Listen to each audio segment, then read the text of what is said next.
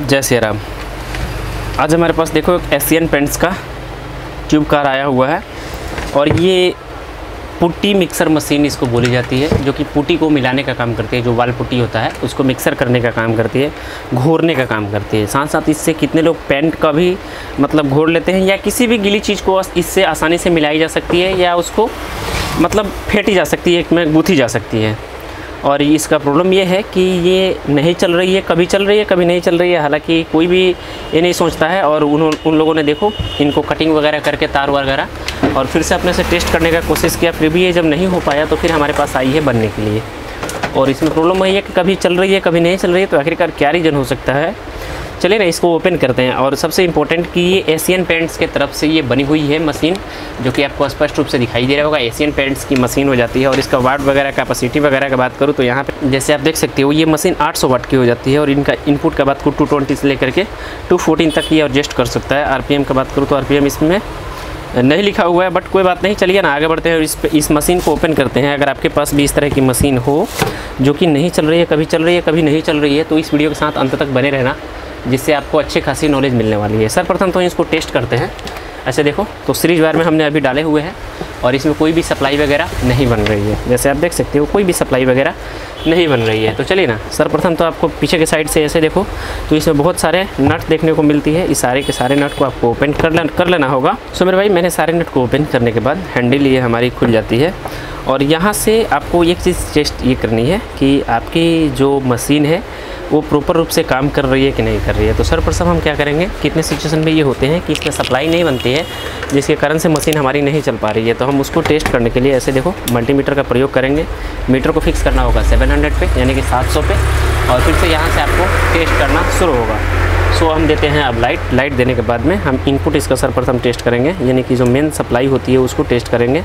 तो ऐसे देखो इसकी मेन सप्लाई ही नहीं बन रही है। जैसे आप देख सकते हो इसकी मेन लीड में सप्लाई नहीं आ रही है। ऐसे देखो मेन लीड में ही सप्लाई नहीं आ रही है, जिसके कारण से हमारी मशीन कभी चल रही है कभी नहीं चल रही है।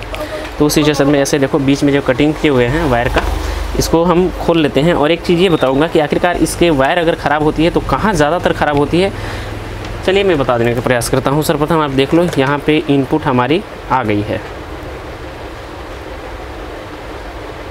जैसे देखो इनपुट आ गई है। अभी ये इन्वर्टर का लाइट है इसलिए इतना शो कर रहा है। ये 260 के आसपास यहाँ पे इनपुट आ गया है। तो इस तरह की जो मशीन होती है ज़्यादातर आपकी वायर इस जो काले कलर की जो सॉकेट लगाई रहती है इसके अंदर पंचर होती है। तो चलिए ना इसको ओपन कर लेते हैं हम। कितने सिचुएशन में कितने मैकेनिक के पास आप जाओगे तो फिर मतलब आपको स्विच को चेंज करने का बोलेगा, या आपका मतलब बहुत तरह के अलग अलग तरह की प्रॉब्लम भी आपको साबित हो सकते हैं, लेकिन वैसा बिल्कुल भी नहीं करनी है आपको। और इसको ओपन करने के लिए वायर को ओपन करने के बाद वैसे देखो, हालांकि हमारी वायर यहाँ से कट गई है तो हम चेंज कर पा रहे हैं। अगर आपकी वायर नहीं भी कटी है तो भी आप इतना सा वायर, मान लो कि ये अंदर के साइड है, तो इतना सा वायर आपको ज़रूर चेंज कर लेना होगा। ज़्यादातर प्रॉब्लम आपका इतना ही दूर का होता है। सो ये हमारी वायर ख़राब है। जैसे मैंने आपको बताया कि ये वाली वायर हमारी ख़राब हो चुकी है।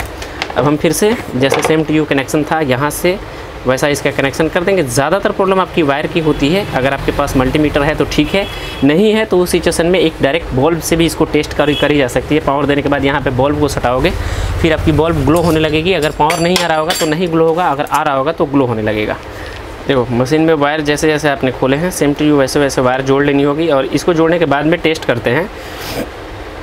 अब डायरेक्ट हम स्विच को सर्वप्रथम टेस्ट करेंगे। तो उसको टेस्ट करने, क्योंकि अभी भी मशीन हमारी नहीं चल रही है, तो ऐसे देखो हमने डायरेक्ट सीरीज वायर में डाला सप्लाई, और दोनों जो इसके इनपुट पॉइंट होते हैं वहाँ पे हमको डायरेक्टली टेस्ट करना होगा कि क्या हमारी मतलब इनपुट पॉइंट से डायरेक्टली हमारा मशीन चल रहा है कि नहीं चल रहा है। जैसे देखो यहाँ पर सप्लाई दे रहे हैं तो हमारी सीरीज वायर ग्लो होने लग रही है, यानी कि हमारी मशीन अब डायरेक्ट पावर में चल रही है। बस इसमें स्विच का प्रॉब्लम है। तो चलिए ना स्विच को भी ओपन करते हैं और देखते हैं कि क्या ये स्विच रिपेयर हो पाती है या चेंज ही करना पड़ता है। वायर को हम अच्छे से इसको सारा का सारा वायर को इसमें से खोल लेंगे। और इसके अंदर जो है ना ज़्यादा धूल मिट्टी जाने के कारण से इस तरह की प्रॉब्लम आई है। ये जो दोनों नट होते हैं, नट को आसानी के साथ ओपन कर लो। आपको एक पतला सा ये लेना होगा ट्विज़र, और ट्विज़र से आपको साइड से इसके स्विच के ये कवर जो होती है इसको हटानी होगी। एक ट्विज़र से हटाओगे तो फिर देखो इसके अंदर कितनी सारी मैलें बैठी है। यहाँ पे देखो मैं थोड़े से कैमरे को नज़दीक करके दिखाने का प्रयास करूँ। स्विच के अंदर देखो कितनी सारी मैलें आकर के बैठी है, ऐसे देख सकते हो आप। इसको मैं गिरा रहा हूँ अभी, देखना ऐसे देखो। तो क्या ये चलने देगी मशीन को? नहीं चलने देगी। सो अब हम क्या करेंगे, और इसका एक जो इसका लेग है, लेग भी घिसक गया है अपने जगह से। ये वाली जो लेग होती है इसकी, ये वाली लेग, और लेग भी अपने जगह से हट गई है। तो हम लेग को सही करेंगे, और लेग को सही करने के बाद ऐसे देखो ये लेग भी पूरी टेढ़ी हो गई है। थोड़ा सा लेग को सीधा करेंगे हम, क्योंकि जब तक ये सटेगी नहीं तब तक मशीन चलेगी नहीं।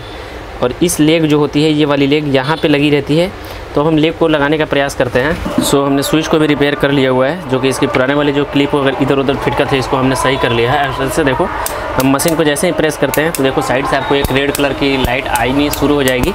और अब मशीन को हम इधर साइड में रखते हैं। देखिए रीज़न क्या होता है कि आपकी मशीन के अंदर डस्ट वगैरह जाने के कारण से आपकी मशीन के स्विच में इतने सारे कार्बन बैठ जाते हैं, जो कि मैंने आपको अभी दिखाया, जिसके कारण से आपकी मशीन जो होती है ब्लॉक हो जाती है।